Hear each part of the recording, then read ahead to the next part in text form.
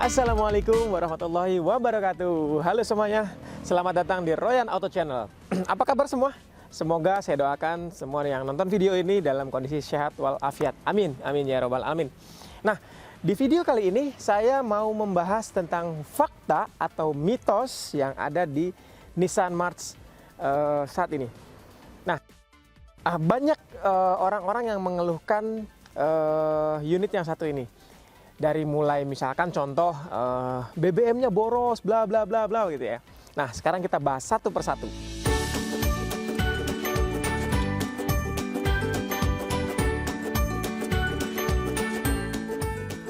Fakta atau mitos yang pertama itu terkait dengan motor fan-nya. Motor fan si Nissan March ini cepat rusak, kemudian juga cepat oblak, mati sendiri. Apakah betul?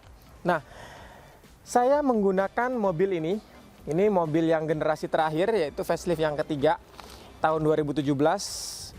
Sudah hampir 5 tahun itu saya tidak pernah mengalami hal tersebut, dalam artian bermasalah kepada motor fan-nya, di motor fan-nya itu. Jadi kalau menurut saya mungkin di awal-awal ya, generasi yang pertama ini yang masih membulat-bulat ini, itu mungkin karena memang banyak juga teman-teman yang pakai mobil ini yang mengeluhkan hal tersebut. Jadi motor fan-nya itu kadang-kadang mati sendiri, kemudian ada juga yang bunyi kasar gitu ya. Itu ada. Jadi seiring berjalannya waktu, adanya perbaikan, entah itu memang ganti supplier kah gitu ya. Jadi di terakhir-terakhir itu sudah tidak ada. Jadi di awalnya mungkin ada, tapi yang saat ini yang terakhir-terakhir, generasi terakhir, facelift yang pertama, kemudian facelift yang terakhir itu sudah tidak ada keluhan tersebut. Yang kedua, fakta atau mitos, mobil ini katanya si rem belakang itu kalau pas posisi ngerem itu suka bunyi, apalagi kalau ngeremnya setengah, bunyi gruk gitu. Apakah demikian? Nah, balik lagi, yang namanya spare part mungkin produksi gitu ya, dari 1 juta produksi mobil mungkin ada 1-2 yang bermasalah atau bisa dibilang cacat produksi. Nah, jadi pada saat di generasi-generasi awal memang ada yang seperti itu. Ada yang sempat ganti kampas remnya, kemudian juga ada yang ganti backing plate-nya, plate yang di belakangnya itu diganti tuh.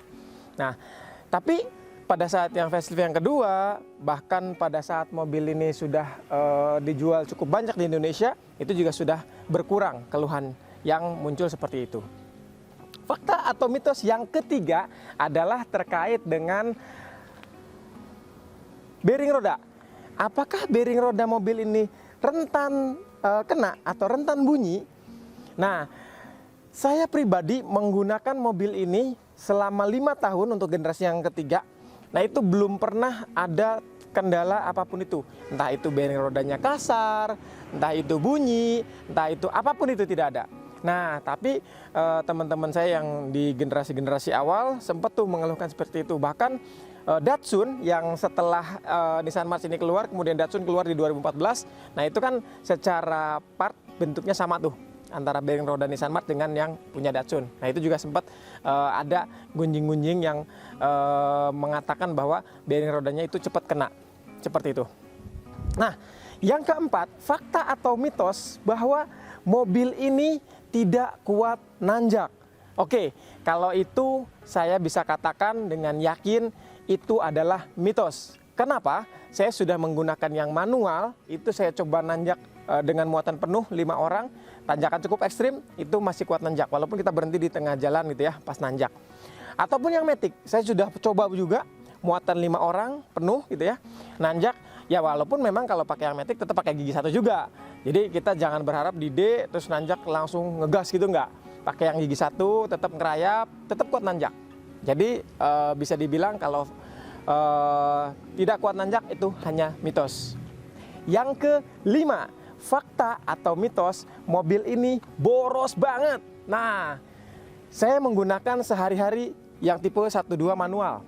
Itu dulu kalau saya tidak salah ingat, pertama kali mobil ini keluar diklaim oleh Nissan itu average-nya atau rata-rata konsumsi BBM-nya sekitar 21,8 km per liter. Faktanya saya menggunakan manual daily. Mungkin teman-teman di sini yang nonton video ini yang tinggal di daerah Jakarta, yang ya bisa dibilang keseharian kerja di Jakarta, tahulah kondisi Jakarta seperti apa ya. Saya tiap hari, saya tinggal di Tangerang, Setiap weekend saya pasti ke luar kota, ke Majalengka. Nah, teman-teman pasti tahu dari Tangerang masuk ke dalam kota, kemudian sampai ke Cikampek dan Cipali itu seperti apa. Bahkan dari Tangerang sampai tembus Bekasi saja untuk naik MBZ itu bisa sampai 3 jam kadang-kadang. Itu kondisi macet. Saya bisa mendapatkan average penggunaan BBM itu sekitar 1:19 km per liter di manual ya. Dan saya kira segitu cukup irit menurut saya pribadi. Tapi nggak tahu nih menurut teman-teman yang nonton video ini seperti apa. Silahkan komen di bawah ya. Mungkin 1:19 itu dianggap masih boros. Nah, tapi kalau saya menggunakan yang Matic, kebetulan ini istri saya punya Matic juga yang tahun 2012. Nah, kalau untuk yang Matic saya coba sendiri daily use gitu ya. Kemudian macet-macetan, kombinasi dengan rute jarak jauh di tol, kecepatan rata-rata di tol bisa 100, kadang 90 gitu ya. Nah, itu saya hanya bisa mencatatkan 1:13 km per liter. Apakah itu boros? Bisa jadi dengan cc 1200 saya bisa katakan itu adalah boros dengan persepsi saya. Balik-balik lagi nih, mungkin ada orang-orang yang menganggap 1:13 mah wajar dong gitu kan ya, karena Matic gitu. Tapi dengan perbandingan 1:19 yang manual dengan 1:13 yang Matic itu cukup jauh perbedaannya.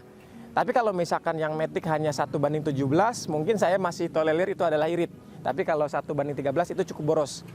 Jadi kesimpulannya, kalau untuk yang manual 1200 cc manual itu saya katakan cukup irit, bahkan sangat irit di kelasnya. 1:19 km per liter. Tapi kalau untuk yang automatic 1200 itu agak boros menurut saya. Oke, yang keenam, fakta atau mitos, ini khusus yang manual 1200 cc, koplingnya itu berat. Nah, jujur li, pribadi saya menggunakan ini 5 tahun, memang belum pernah ganti kopling. Kilometernya sekarang sekitar 96 ribuan. Dari 2017 sampai saat ini. Nah, saya merasa untuk yang 1500 itu enteng. Seperti layaknya Grand Livina gitu ya, koplingnya enteng. Tapi yang 1200 itu memang agak keras. Jadi bisa dibilang ini adalah fakta dengan mobil di kelasnya yang 1200 cc. Kalau untuk yang Nissan March ini yang manual itu agak keras koplingnya. Ya, itu mungkin yang bisa kita bahas di video kali ini. Kalau teman-teman ada yang menggunakan Nissan March juga, atau mungkin yang berminat, yang ingin meminang Nissan March ini, silahkan komen di bawah. Baik, demikianlah pembahasan terkait fakta atau mitos tentang si Nissan March ini. Jika Anda menyukai video ini, jangan lupa like, subscribe, dan nyalakan tombol loncengnya. Dan juga silakan Anda share ke semua sosial media kepada rekan-rekan Anda, supaya rekan-rekan Anda juga mendapatkan manfaat dari video ini. Sampai jumpa di video-video selanjutnya. Bye-bye.